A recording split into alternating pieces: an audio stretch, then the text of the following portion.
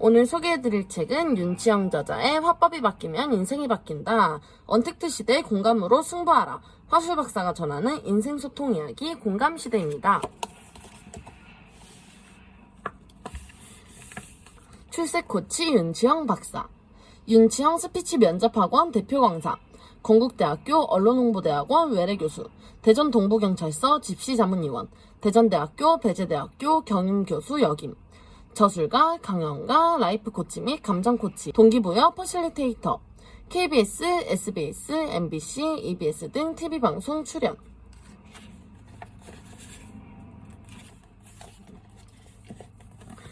제1장 마음을 열어주는 화법, 제2장 행복을 위한 첫걸음, 제3장 이 시대의 경쟁력, 소통의 기술, 4장 회사에서 어떻게 소통할까, 5장 나의 스피치 스타일은 무엇인가. 제1장 마음을 열어주는 화법 읽어보도록 하겠습니다. 당신을 결정짓는 말솜씨와 댐댐이. 어떤 마을에 배가 고픈 군인들이 머물게 되었다. 군인들은 허기진 나머지 집집마다 돌아다니며 구걸을 했다. 하지만 어느 집에서도 가진 것을 나눠주지 않았다. 다음날 군인들은 마을 한복판에 큰 솥단지를 놓았다. 단지 안에 돌을 하나 넣고 국을 끓이기 시작했다. 지나가던 마을 사람들이 호기심 어린 목소리로 그들에게 다가가 물었다. 뭘 끓이는 건가요? 군인들이 대답했다. 돌국을 끓입니다. 맛이 기가 막히거든요. 근데 양파를 조금 더 넣으면 훨씬 맛있을 것 같아요. 그랬더니 사람들이 양파를 가져왔다. 그러더니 또 이야기했다. 훨씬 낫네요. 이제 당근이 좀 더 있으면 완벽할 것 같은데요? 그랬더니 사람들이 당근을 가져왔다. 이제 감자가 조금 더 있으면 좋을 것 같아요. 이렇게 해서 단지 안에 온갖 재료가 다 들어가자 아주 훌륭한 국이 만들어졌다. 군인과 마을 사람들 모두 배불리 먹었다. 이것은 더 스톤스프라는 제목의 이야기다. 일단 뭔가 만들어 일을 시작하고 결과가 아주 멋질 것임을 보여주면서 사람들이 재료를 조금씩 던져주기 시작한다는 것이다. 재미도 있지만 정말 의미가 있는 이야기라고 생각한다. 일의 범위가 커질수록 내가 모든 것을 다 할 수 없는 경우가 많기 때문에 다른 사람들의 도움을 얻어야 한다. 이처럼 업무를 분할해서 다른 사람들과 고루 분배할 수 있으면 여러 면에서 더 낫다. 우리는 한 번의 만남을 통해 상대방의 모든 것을 판단할 수는 없다. 하지만 어떤 감정을 느낄 수는 있다. 다음에 이 사람과 다시 만나고 싶다. 이 사람과 사귀어보고 싶다. 이 사람과 거래를 해보고 싶다. 이런 감정과 판단 정도는 할 수 있다. 그래서 첫인상을 관리하는 것은 아주 중요하다. 첫 만남에서 매력적이고 강한 인상을 주지 못하면 그 이상의 관계가 불가능하기 때문이다. 첫인상이 형성될 때는 부정성 효과와 초도 효과, 인지적 구두쇼 효과가 작용한다. 그렇다면 훌륭한 말솜씨란 과연 어떤 걸 말하는 걸까? 말을 잘한다는 것은 그만큼 상대방에게 자신의 생각과 가치관을 제대로 어필할 수 있다는 의미다. 아무리 좋은 생각을 가지고 있고 지적 수준이 높다고 하더라도 말솜씨가 따라주지 않으면 자신을 제대로 드러낼 수가 없다. 겉으로 보여지는 것은 상대방의 외모, 얼굴이지만 그 다음에 이어지는 것은 바로 그 사람과의 대화다. 같은 말을 하더라도 말을 조리 있게 잘하는 사람이 있는가 하면 그렇지 못한 사람이 있다. 또한 같은 말인데도 듣기에 거북스러운 말을 하는 사람이 있는가 하면 듣기 좋은 말을 하는 사람이 있다. 그것은 바로 말솜씨의 차이 때문이다. 그렇다면 좋은 말솜씨란 무엇일까? 그것은 상대방이 듣기 좋게 말하는 것이 좋은 말솜씨라고 할 수 있다.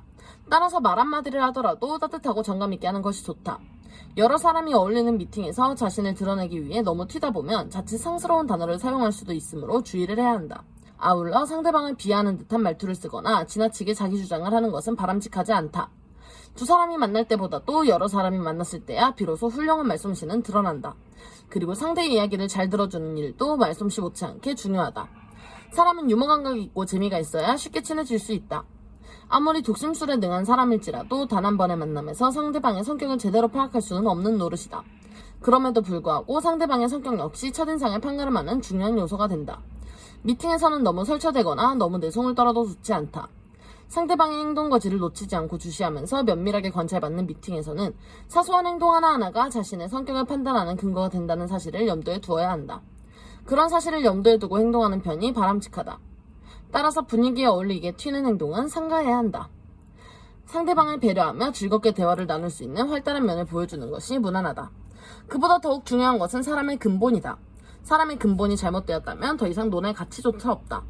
도덕성과 원칙을 바탕으로 한 개방적, 합리적 사고를 가진 사람이어야 한다. 무슨 일을 하든지 간에 소신과 철학을 바탕으로 행하는 사람이어야 한다.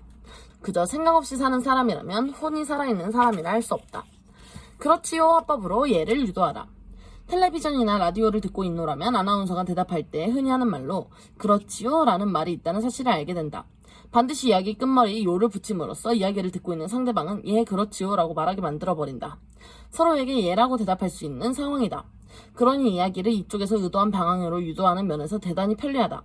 즉 땡땡땡에 대하여 알고 계십니까? 라고 물으면 상대는 알고 있더라도 부정할 우려가 있으며 이러한 때에도 뭐뭐에 관하여 잘 알고 계시겠지요? 라고 말할 것이다. 어미에 요를 붙임으로써 상대는 그럼요 알고 있지요 라고 대답하게 된다. 그러나 이처럼 말의 어미를 요라고 말하는 일은 상당히 의식적인 행위이다. 이는 훈련하지 않으면 실천하기가 어렵다. 꾸준한 훈련이 없으면 어느 순간 긴장이 풀어진 나머지 요가 아닌 까로 대답하곤 한다. 매일 누군가와 대화하면서 요라고 말하는 언어 습관을 실천해보자. 분명 그 효과가 있을 것이다.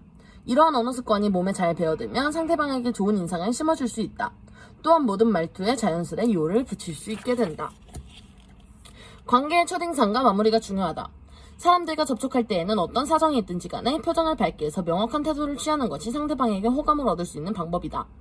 더구나 처음 만나는 사람이라면 더더욱 그렇다.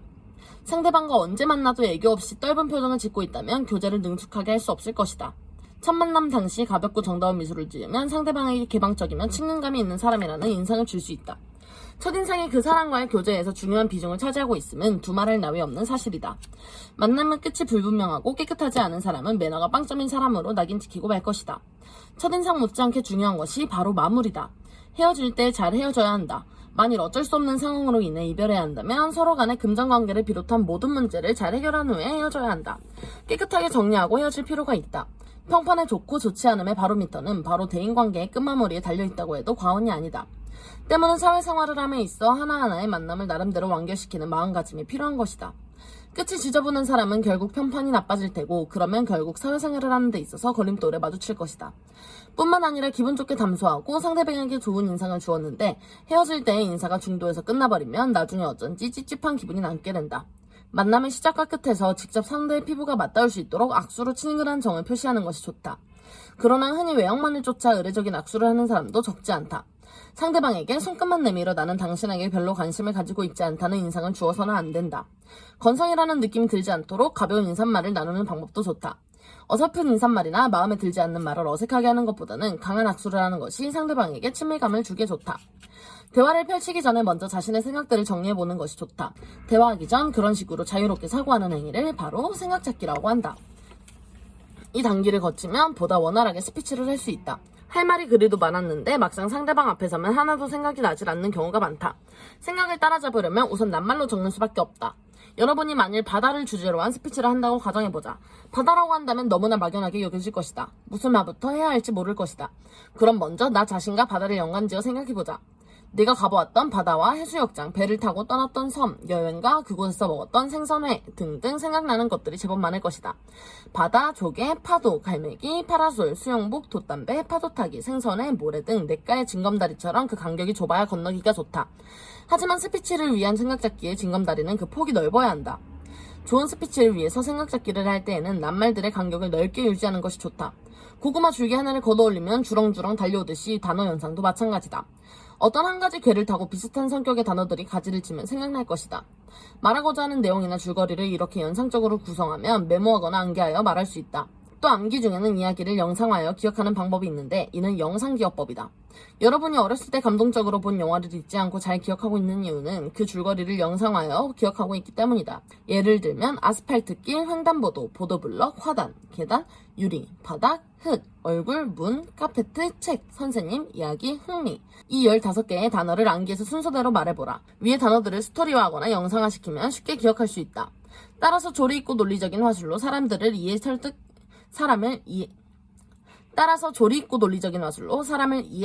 감화시키기 위해서는 다음과 같은 점을 고려하면 좋다. 자기 경험에서 소재를 구하는 것도 좋은 방법이다. 당신의 삶에서 중요했던 순간이나 재밌었던 사건들을 모아보아라. 그 이야기에서 당신이 말하고자 하는 점이 뚜렷이 밝혀져야 한다. 또 그 내용도 사람들이 흔히 겪어보지 못하는 것이어야 한다. 그래서 어쨌다는 거야? 하는 반응이 나올 만한 소재는 당장 버리거나 고쳐야 한다. 우리는 날마다 갖가지 일을 경험하게 된다. 그 상황이 어떠했는지, 어떻게 대응했는지, 그리고 그 결과는 어땠는지 등의 기록을 자세히 메모해두었다가 적절히 이용한다. 체험이나 독서 등을 통해 보거나 들은 소재들을 한 장의 종이에 자세히 모사하여 다양한 파일을 만들어라. 새로운 관점으로 각인시켜라. 여기 500원짜리 주화가 있습니다. 어떻게 보입니까? 라고 물으면 10중 8구는 이렇게 대답한다. 원입니다. 그 말의 필자는 다르게 보시는 분은요? 하고 재차 묻는다. 사람들의 대답은 크게 다르지 않다. 동그랗게 보입니다. 원이나 동그라미나 같은 것 아닙니까? 라며 응수한다. 객석에서는 잔잔한 웃음이 인다. 동전을 들고 나는 그제야 본격적인 강연을 시작한다. 자, 여러분, 동전을 세워서 보면 어떻게 보입니까? 직선으로 보이죠. 그럼 측면에서 비스듬히 보면요? 타원으로 보이지 않습니까? 그렇다. 어느 쪽에서 혹은 어떻게 보느냐에 따라 동전이 달리 보이듯 어떤 주제에 대해서 접근하는 방법에 따라 달리 해석하고 달리 말할 수 있지 않을까? 색다른 관점에서 말할 수 있을 때 사람들의 관심과 마음을 사로잡을 수 있는 것이다. 정면에서 바라보고 말하는 것은 누구나 할 수 있는 말, 의례적인 말, 고지식한 말, 그래서 고루한 말, 별로 마음이 끌리지 않는 말이 되는 것이지요. 라고 한다. 그러자 청중은 나의 말에 고개를 끄덕이며 응수한다. 자, 예를 들어볼까요? 사랑에 대한 정의를 내려봅시다. 땡땡님, 사랑이란 뭐라고 생각하시나요? 사랑에 관해 어떻게 정의를 내릴 수 있을까요? 이렇게 물으면 청중은 대답한다. 사랑은 주는 것입니다. 사랑은 존경하는 것입니다. 사랑은 숭고하는 것입니다. 라는 식의 대답을 할 뿐이다. 내가 다시 말한다. 그렇군요. 그런데 정의는 누구나 할 수 있는 말입니다. 그런 관점이 고정적인 관점이라 할 수 있으며 그런 식으로 말을 하는 것이 의례적인 말이 될 수 있다는 것입니다. 이렇게 정의를 내려보면 어떨까요? 사랑은 칠판이다. 왜냐하면 하얀 칠판에 마음껏 그림을 그리거나 새로운 내용을 담을 수 있으니까. 사랑은 무한한 가능성이 숨겨져 있다는 것을 의미한다. 그러나 칠판에는 썼다가 지울 수 있으니 조심해야 할 것이다. 슬픈 사랑이 될 수도 있으니 말이다. 이렇게 말하자 한 청중이 또 다른 답을 내놓는다. 강사님, 그렇다면 이렇게 정의해보겠습니다. 사랑은 화초다. 사랑은 화초다. 좋네요. 그럼 이제 왜 그렇다고 생각했는지 말씀해보세요. 이렇게 말하면 청중들로부터 창의적인 해석이 술술 나온다. 이제는 고정관념의 틀을 깬 것이다. 나의 무릎에 청중이 대답한다. 네, 사랑은 화초처럼 늘 관심을 가지고 물을 주며 가꾸어야 하기 때문입니다. 그러나 언젠가는 시들어버리니 영원한 사랑이란 있을 수 없습니다. 이처럼 창의력을 발휘하면 사물에 대한 정의도 이처럼 다채로워진다. 사랑에 대한 주제로 글을 쓰거나 말을 하라고 하면 어디서부터 말을 시작해야 하는지 또 무엇에 대해 말해야 하는지 막막해하는 사람들이 많이 있을 것이다. 그러나 창의력이란 프리즘으로 세상에 대한 관점을 달리한다면 무한한 화제로 마음대로 말을 구사할 수 있게 된다. 창의적으로 말하려면 어린아이의 시선으로 세상을 바라보는 훈련이 필요하다. 아날로그 시대에는 다른 사람들과 차이가 바로 왕따의 이유였다. 동양적인 미덕이 생활화된 나라니 아무래도 그럴 수밖에 없었다. 무리 속에서 튀는 것, 남과 다른 점이 바로 집단에서 따돌림 당하는 원인이 되었다. 그러나 디지털 시대에는 남과 다른 무언가를 가진 사람이 오히려 대접받는다. 이제 차이가 가치를 생산해내는 시대가 온 것이다. 똑같은 일을 하더라도 남다른 생각을 보여줘야 한다. 창의력을 가진 사람이 앞서간다. 말도 마찬가지다. 누구나 할 수 있는 말이나 의례적인 말로는 사람의 마음을 사로잡을 수 없다. 나만의 것, 나만의 향기, 나만의 색깔, 나만의 스타일이 있을 때 사람의 관심을 사고 주의를 끌 수 있는 것이다. 오늘은 여기까지 읽어볼 건데요. 윤치영 박사의 화법이 바뀌면 인생이 바뀐다. 언택트 시대 공감력으로 승부하라. 화술 박사가 전하는 인생과 소통 이야기 공감시대. 재밌게 보셨나요? 그렇다면 좋아요와 구독, 알림 설정까지. 아직 구독 안 누른 사람 없겠죠? 그럼 안녕.